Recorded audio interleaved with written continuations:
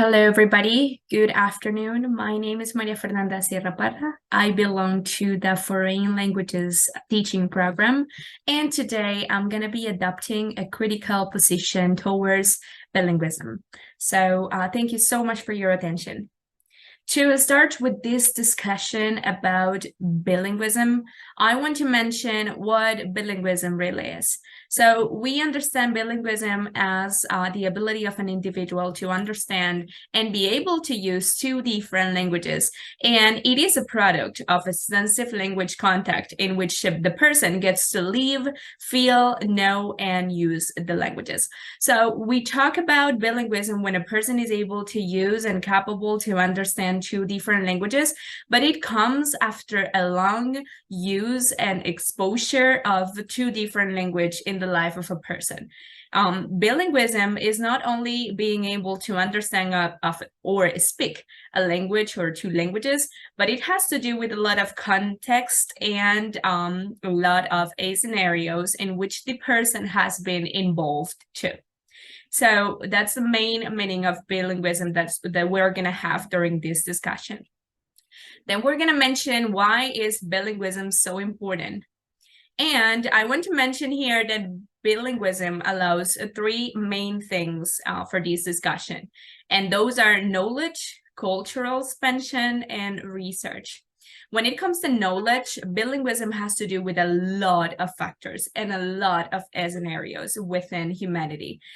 So as you can see here, among the factors that contribute to language contact are education, modern technology, economy, religion, and cultural, political, and military acts, and natural disasters as well. So bilingualism let us know a lot about new things, a lot about different areas, because we get to know those areas of different cultures by being able to speak a different language. So when we can communicate with another person from a different country, from a different culture, we are able to gain knowledge from all of these areas and factors that I just mentioned.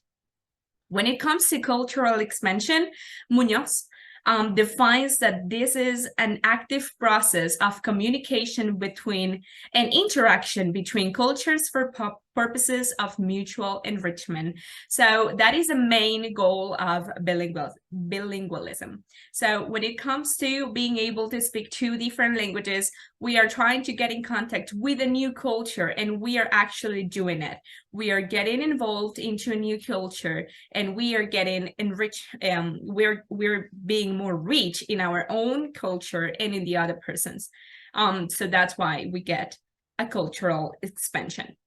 When it comes to research, bilingualism permit a fuller examination of how language functioning is influenced both by biological parameters and by cultural parameters. So as I mentioned before, this is not only about being capable of physically speaking and understanding a language, but it has to do with wider cultural bases and wider scenarios in which the person involves. So that's something really important about this topic. Now, the current idea of bilingualism in Colombia, sorry. So we all know that in Colombia, this is very important to be able to speak two languages.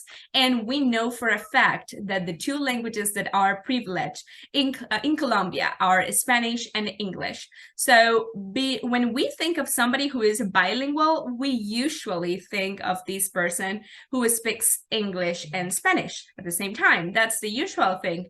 In Colombia, we think that being able to speak two languages is the key to get a good job. The first thing, you need to travel abroad if you want to go to a different country. The way to a connection with different cultures, and the way to personal growing. So these are the main ideas that Colombians have about being bilingual. And if you go around and ask about being bilingual, you're probably getting one of these answers. So we usually think of being bilingual as the way to getting a new job, better opportunities, and expansion. when it comes to culture and growing. But is this really like this? Are we really taking into account all these details that we have in mind, and are we putting them into a practice? Well, that's what we're gonna talk about right now. According to Grostian, we all belong to a series of cultural networks, subgroups, and subcultures.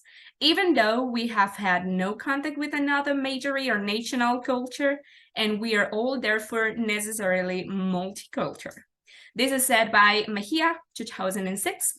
So I want to mention here that if you ask Colombians if they think that Colombia is a multicultural country, I'm pretty sure that almost everybody is gonna say yes.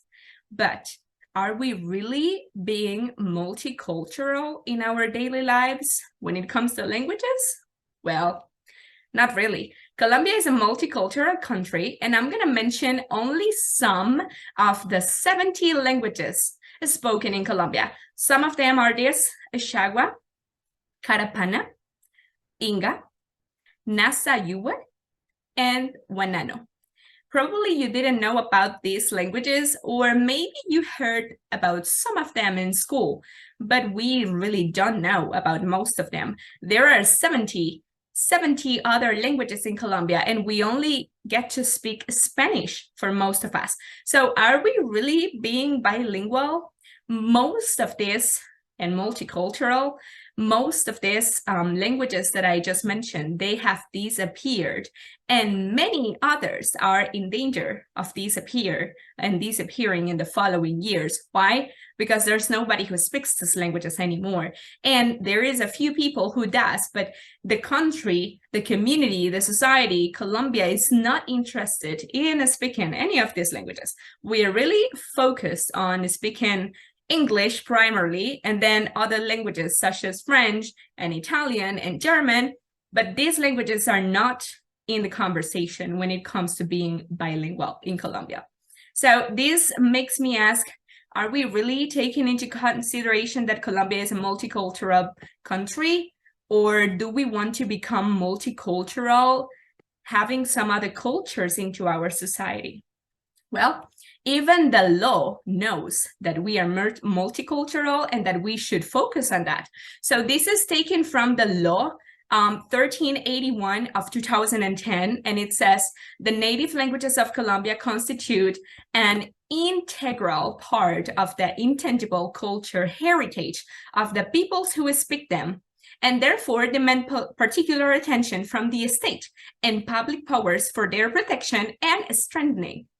The plurality and variety of languages is an outstanding expression of the cultural and ethnic diversity of Colombia. So as you can see, the law is telling us, hey, we should protect and we should spread the knowledge of these languages, but this is not really happening. In the schools in Colombia, we are not learning any other languages other than English or maybe French, but none of these languages are being encouraged to learn, and they are being lost. Now, I want to mention here some statements said, or what some of our English institutes say. And I'm going to talk about the main English institutes that we have, at least in my city. We have Praxis English Academy, we have Smart Academy, and we have Centro Colombo Americano. They are pretty famous, pretty known in the area. And if you can read all of this, they all talk about fulfilling dreams, fulfilling objectives, being better at communication, developing communication skills and languages, being able to get a better job, a better opportunity, as Centro Colombo Americano say, because they want to facilitate exchange with the world, and as well getting better opportunities in life. But the reality is that they don't really know how to do this. When you get to study in one of these academies, everything that happens at the end is that you want to get a job, or you want to get into university, into some kind of studies with the English that you got. But they are not really understanding the point of how to get more cultural with their students. They don't really know how to get their students to love Colombia and to appreciate Colombia and to appreciate the culture that we have as Colombians, at the same time as learning a new culture and involving in a new culture. So what happens here is that in most of these academies, not because it's their fault, but because they don't know how to do it, they start appreciating and loving the foreign culture more than the one that we have here. So that's why we see a lot of students appreciating what they see on the foreign countries above or over what they see here. They don't want to learn much more things about Colombia. They don't really want to learn more Spanish. They only focus on English or French or whatever language they are learning at the moment. We are talking about English here because that's the one that is most important here in Colombia at the moment. So these are some of the problems that are affecting Colombia in terms of being bilingual. Spanish-English bilingualism is privilege. Minority languages are undervalued. Many native languages have been lost. It is highly related to a higher living status. Native culture is being affected. So Colombian culture is being affected by this English culture that we are acquiring. Native knowledge is dismissed as uninteresting, and non-native teachers are regarded as incompetent. So we can see that you go to an English academy, and if they have native speakers, that's great. But if they only have Colombian speakers, that's not so good. So that's not a great thing, right? And we can see that programs or bilingualism programs in Colombia, they are not focusing on getting teachers more prepared and improving the teachers that we have in Colombia. They are more focused on getting help from native speakers. But what we should do here is that the management of resources and human talent, it should be better. So the Ministry of Education in Colombia, they should work on these programs and see these faults and say, okay, so we need to work with Colombian teachers because they are going to become a role model for our students. Some of the solutions here would be stop restricting the notion of bilingualism or bilingual to Spanish and English.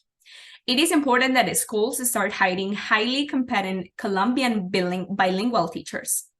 Teachers should act as bilingual role models for their students. And Colombia needs to reflect on the positive things of the country and embrace them. So we are not saying that learning English is a bad thing. It's a great thing, and it opens a lot of doors in the world. But we really need to take into the consideration that Colombia is our culture, Colombia is our country, and we cannot lose our identity and our roots for another culture that can give us a lot and can enrich our country and our culture, but it cannot replace what we have. Native speakers, native teachers are not the only good teachers. Our Colombian teachers are great. English and French and European and Asian languages, those are great and awesome, but we also have our own languages here, and they are almost 70, so that's a lot. We should be able to appreciate that more. That's my opinion and my position about being bilingual in Colombia. We have a lot to work on, but I'm pretty sure that we are able to do it. We have all the power to do this. So thank you so much for your attention. I really appreciate your attention. And these are the reference for the information I gather. You can look it up if you want to. And thank you so much. I really hope you have a wonderful day.